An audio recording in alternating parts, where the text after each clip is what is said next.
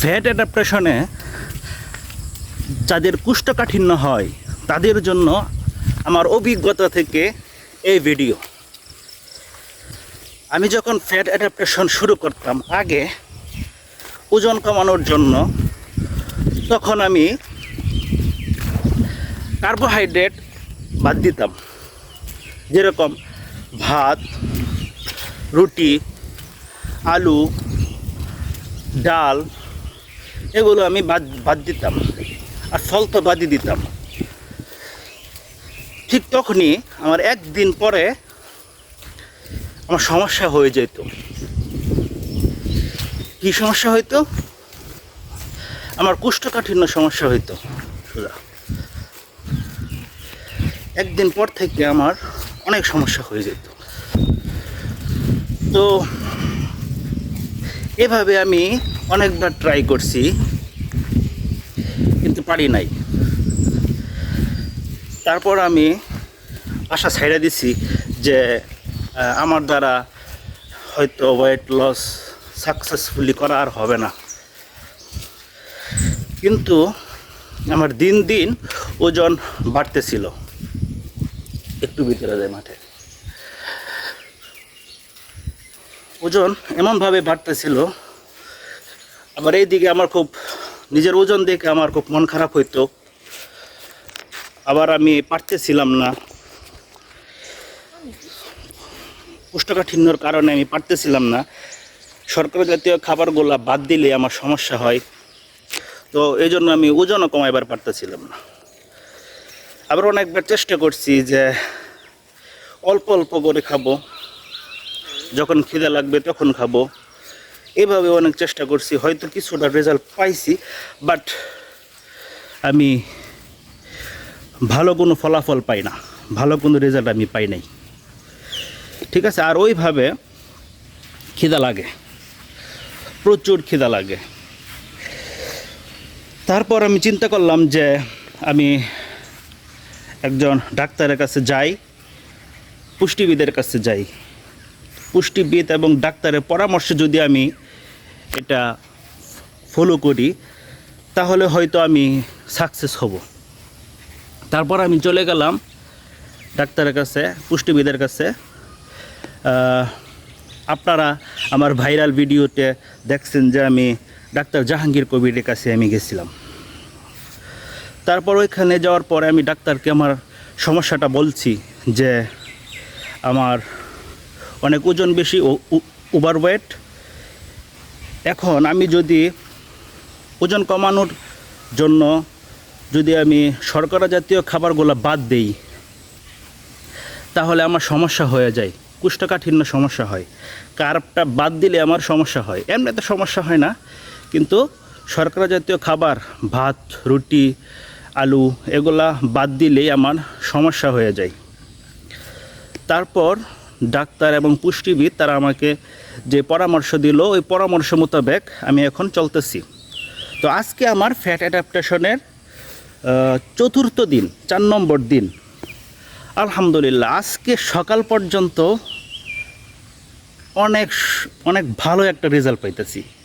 কি আপনাদেরকে বলছি যে ফ্যাট অ্যাডাপ্টেশন শুরু করলেই প্রথম দিন থেকে বা প্রথম দিন রাতের বা পরের দিন সকাল থেকে আমার সমস্যাটা হয়ে যায়, ব্লাড যায়। মানে এতটা শক্ত হয় এবং এতটা কষ্ট হয় যে আমার অনেক সময় ব্লাড যায়। ঠিক আছে, তো ওই ভয়ে বা ওই কষ্টে আমি আর ফ্যাট অ্যাডাপ্টেশন করতে পারি না, বা ওজন কমানোর জার্নিটা আমি কন্টিনিউ করতে পারি না। এখন আমি এই রেজাল্টটা পাইছি। এখন অনেকে বলবে যে আমি দালাল। আমার ভাইরাল ভিডিওতে অনেকে বলতেছে যে আমি দালাল, আমি জাহাঙ্গীর কবিরের ভালো রিভিউ দিছি। হ্যাঁ, কিন্তু আমি আসলে মূলত ওই ভিডিওটা ভালো, সে কি ভালো নাকি সে খারাপ এটা প্রমাণ করার জন্য আমি কিন্তু ওই ভিডিওটা দেই নাই। আমি শুধু আমার একটা স্টোরি ব্লগ আপলোড করছি, জাস্ট আমার পার্সোনাল এক্সপিরিয়েন্স থেকে। আমি ওইখানে গেলাম, যাওয়ার পরে কী আমি ফেস করলাম, জাস্ট এইটুকুই জাস্ট আমি শেয়ার করছি। সে ভালো না খারাপ এটা আমি কিন্তু শেয়ার করি নাই। যাই হোক, আর আমি ডাক্তার জাহাঙ্গীর কবিরকে পার্সোনালি চিনি না আজ এবং এখন পর্যন্ত। আমি আপনাদের মতো সবার মতোই ওই ফেসবুকে ইউটিউবে দেখে দেখেই তাকে চিনছি, ঠিক আছে। তো ওইভাবেই ওনার কথা আমার কাছে খুব ভালো লাগতো, যার কারণে আমি তার কাছে গেছি, তার প্রতিষ্ঠানে গেছি ভালো একটা পরামর্শ নেওয়ার জন্য, যেটা দেখি আসলে কাজ হয় কি না। সবাই তো বলে যে জাহাঙ্গীর কবির বাটপার, বা অনেকে বলে যে না জাহাঙ্গীর কবিরের কাজ ভালো, অনেক উপকার হয়েছে। তো তো দুপক্ষেই মানুষ আছে, ভালোর পক্ষেও মানুষ আছে, খারাপ পক্ষেরও মানুষ আছে। তো আমি চিন্তা করলাম যে আমি তো এরকম চেষ্টা করছি আমি নিজে বাট আমি তো সমস্যার সম্মুখীন হয়েছি। এখন যদি ওইখানে গিয়ে সমাধান পাই তাহলে তো এটা ভালোই, আর যদি সমাধান না পাই তাহলে তো আমি নিজে বুঝতে পারলাম যে না উনি আসলে বাটপার বা এরকম। আচ্ছা যাই হোক, ওনার কথা ওই সম্পর্কে আর আমি বলতে চাই না। আর আপনারা কেউ মনে করবেন না যে আমি এটা পেড ভিডিও বা প্রমোশনাল ভিডিও আমি করতেছি। এটা শুধু আমি আমার ব্যক্তিগত অভিজ্ঞতা শেয়ার করতেছি। আচ্ছা এখন বলি, আসল কথায় আসি, আমার সমস্যার কথায় আসি। তো তারপর ওইখানে যাওয়ার পরে তো ওনারা আমার সমস্যার কথা শুনলো যে আমার ওভারওয়েট আর কার্বোহাইড্রেট ছাড়লেই আমার সমস্যা হয়, কোষ্ঠকাঠিন্য সমস্যা হয়, ব্লাডও যায়। আমাকে জিজ্ঞেস করছিল ব্লাড কি যায়, আমি বলছি হ্যাঁ স্যার ব্লাড যায়। তারপর আমি বলছি যে আমার তারপর ওইখানে একটু হালকা সমস্যা আছে। তো যাই হোক, পরে আমাকে তারা পরামর্শ দিল। আমার এক পরামর্শ মন নাই, পুষ্টিবিদ এবং ডাক্তার মিলেই আমাকে যে পরামর্শটা দিল সেটা হলো যে প্রত্যেক দিন 2 বেলা কইরা ইসবগুলের ভুসি চিয়া সিড খাওয়ার জন্য। কতটুকু পরিমাণ? 1 গ্লাস পানিতে 2 চামচ পরিমাণ চিয়া সিড এবং ইসবগুলের ভুসি মিশাইয়া সকালবেলা খালি পেটে আর রাত্রে শোয়ার আগে খালি পেটে মানে এটা খাওয়ার জন্য আর কি। আর চিয়া সিডের সাথে তিসির বীজটা যে আছে ওইটার গুঁড়া, মানে ওই তিসির বীজ কিনা তারপরে ওইটা একটু গরম করে মানে কি হালকা একটু ভাইজারের এটা যে বলে কী বলে টেলে নেওয়া ওইটা পাউডার কইরা তারপর ওইখান থেকে হাফ চা চামিচ তিসির গুঁড়া আর হইছে হাফ চা চামিচ বা 1 চা চামচ চিয়া সিড আর ইসবগুলের ভুসি। তো ওই অনুপাতে এটা বানাইতে বলছে। তো আমি ওইভাবে বানাইছি, ঠিক আছে। তো আমি তো আর একুরেট বানাইতে পারি নাই, তার যে একুরেট বলছে তো আমি আমার অনুমান কইরা যেহেতু 2 চামচ কইরা খাইতে কইছে সকালবেলা আর হইছে রাতের বেলা।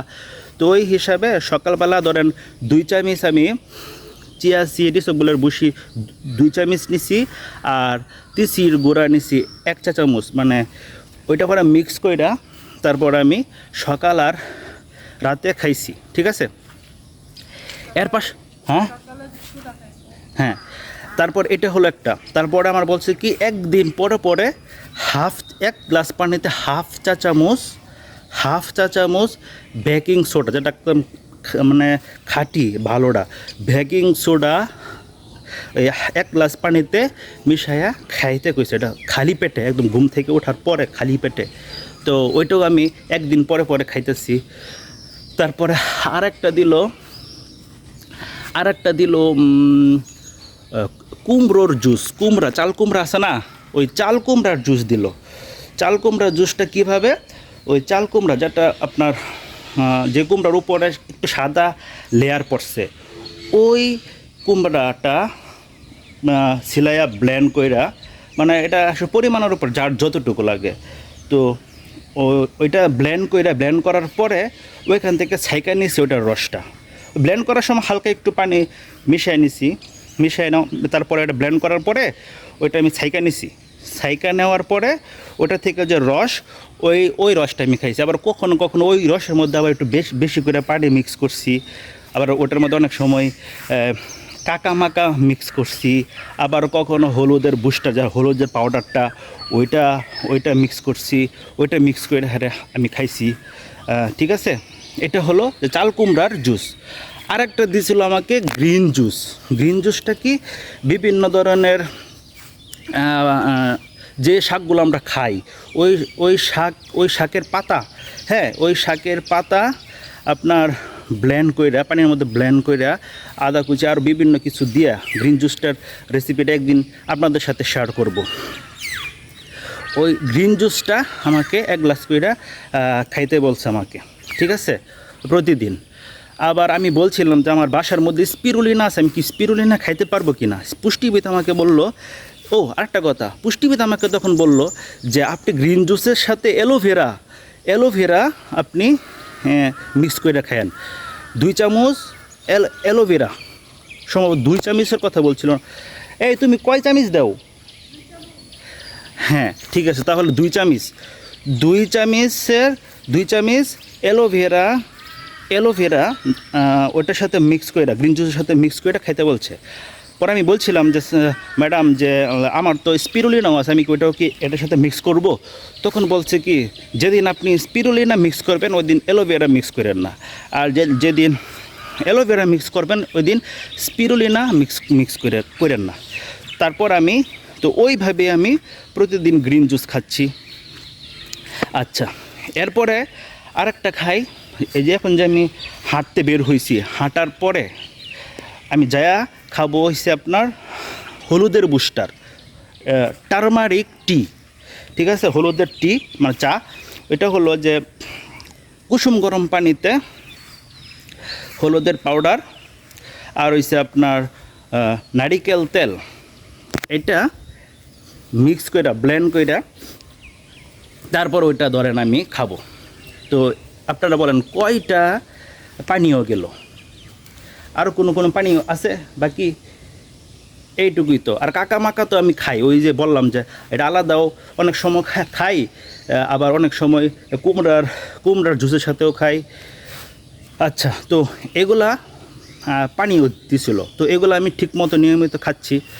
আর দিছিল ডিটক্স ওয়াটার, এখনও পর্যন্ত ডিটক্স ওয়াটার লাগে নাই, কারণ এখনও পর্যন্ত মানে এতগুলা পানীয় খাওয়ার পর শরীরে এমনিতে আমার এনার্জি থাকে বা এমনিতে পেট ভরা থাকে, আবার আলাদা ডিটক্স পানি খাওয়া আমার তো পেটে এত জায়গা নাই, আরও সমস্যাও ফেস করতেছি না। আচ্ছা, এটা গেলো প্রথম পানীয়র বিষয়টা। তারপরে হইল কি সাপ্লিমেন্টে আমাকে কি দিল? সাপ্লিমেন্টে আমাকে দিল প্রোবায়োটিক জাতীয় এক ধরনের সাপ্লিমেন্ট, ঠিক আছে। প্রোবায়োটিক ওইটা আপনার দিল 2 বেলা, সকালবেলা 2 বেলা বলতে সারাদিনে 2 বেলা ওই প্রোবায়োটিকটা খাইতে হবে। মেন খাবারের আগে ওই প্রোবায়োটিকটা খাইতে হবে। ওই প্রোবায়োটিক ক্যাপসুলটা খাওয়ার পরে ধরেন আমি মেন খাবার শুরু করছি, ঠিক আছে। এইটা মূলত এইগুলো মানে এইটাই আমার। আরেকটা আমাকে সাপ্লিমেন্ট দিছে, সেটা হইতেছে যে ওমেগা, মানে মাছের যে তেল ওমেগা 3 বা নিউ মেগা এরকম একটা ক্যাপসুল দিছে, যেটাকে আমরা মাছের তেল হিসাবে আর কি আমি বলি। তো ওইটাও দিছে আমার 2 বেলা, ওইটাও আমি 2 বেলা মেন খাবারের পরে খাই, ঠিক আছে। তো আমার এই সমস্যার জন্য সম্ভবত আমার এই পরামর্শগুলাই কাজে লাগতেছে। তো এখন পর্যন্ত ফ্যাট অ্যাডাপ্টেশনে যাইয়া আজকে 4র্থ দিন, আজকে সকালেও আমি সুন্দর করে টয়লেট করে বের হইলাম, আল্লাহর রহমতে কোনো সমস্যা হয় নাই। আমার কাছে এত খুশি লাগতেছে, অনেক ভালো লাগতেছে। তো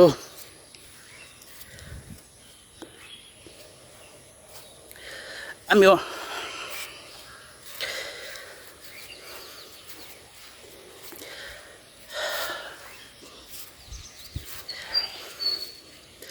অনেক নিজে অনেক ট্রাই করছি, তো কোনো সময় সাকসেস হয় নাই। ফার্স্ট সম্পূর্ণ ক্রেডিট 50% আমার ওয়াইফের, সে সব কিছু করে আমার দিতেছে। আর 50% ক্রেডিট ওই ডাক্তারদের। তো কেউ আসলে আমার ভুল ভুল বুঝবেন না যে আমি কোনো পেইড রিভিউ বা প্রমোশন ভিডিও এরকম না, জাস্ট আমি আমার অভিজ্ঞতা শেয়ার করলাম। প্লিজ প্লিজ কেউ মানে আমার ভুল বুঝবেন না, আমি শুধু আমার এইটুকু শেয়ার করছি। আর ওনারা খারাপ কিনা ভালো কিনা এটা আমি জানি না, পার্সোনালি আমি বলতেও চাই না, এটা ওনাদের উপরে। কিন্তু আমি শুধু এইটুকু ফলাফলটা খুব ভালো পাইছি। দেখা যাক, মাত্র তো 4 দিন গেল, আরও যাক, সময় যাক। হ্যাঁ, তাহলে আমি বুঝতে পারবো যে আসলে কতটুকু কতটুকু আমি সাকসেস হই, বা কতটুকু ওনারা সঠিক পরামর্শ দিছে। তো হ্যাঁ, আপনারা ঠিক বলছেন যে ওনার ওখানে দাম বেশি, প্রোডাক্ট বেশি, খাবারের দামও বেশি, ঠিক আছে। ওই সব নিয়ে আমি কোনো কথা বলতে চাই না, আমি শুধু আমারটা নিয়ে কথা বলতে চাই, ওনার কিছু নিয়ে কথা বলতে চাই না। আমি আমার অভিজ্ঞতা যতটুকু, আমি ঠিক অতটুকুই আপনাদের সাথে শেয়ার করব, ঠিক আছে। আরেকটা কথা বলে গেছি, সেটা হলো যে আমাকেও এর পাশাপাশি কিছু ব্যায়ামের কথাও পুষ্টিবিদ এবং ডাক্তাররা বলছিল যে কেগাল এক্সারসাইজ করতে। তো আমি একটু কেগাল এক্সারসাইজও করছি, তারপরে বলছিল একটু শ্বাসের ব্যায়াম করতে, সেটা আমি করছি। বিশেষ করে আমাকে কেগাল এক্সারসাইজটা করতে বলছিল, তো আমি এই কেগাল এক্সারসাইজটা করছি। রাতের বেলা ঠিকমতো ঘুমাচ্ছি, তারপর রোদ নিচ্ছি, হালকা পাতলা ব্যায়াম করতেছি। আমাকে আবার আপাতত ডাক্তারে আমাকে বলছে যে হালকা খালি পায়ে সকালবেলা একটু হাঁটলেই হবে, এত ভারী ব্যায়াম করার দরকার নাই এখন। তো আমি সেটাই হালকা হালকা ব্যায়াম করছি। তবে ফ্যাট অ্যাডাপ্টেশনের প্রথম দ্বিতীয় এবং তৃতীয় দিন আমি কোনো তেমন একটা ব্যায়াম করি নাই, মানে কারণ যেহেতু ওইটা একটা নতুন ধাপ, এখন যদি আমি প্রথমেই যদি ভারী ব্যায়াম করি, শরীরের মধ্যে প্রচুর ক্যালোরি ডিমান্ড করবে বা ইফেক্ট পড়তে পারে। তো ওই ভয়ে বা ওই কারণে আমি এটা প্রথমে করি নাই, কারণ আমি চাইতেছি আমার বডিটা ফ্যাট অ্যাডাপ্টেশনের সাথে একটুকুনা মানায় নেওয়ার পরে আমি আমার এক্সারসাইজের মধ্যে যাব আর কি।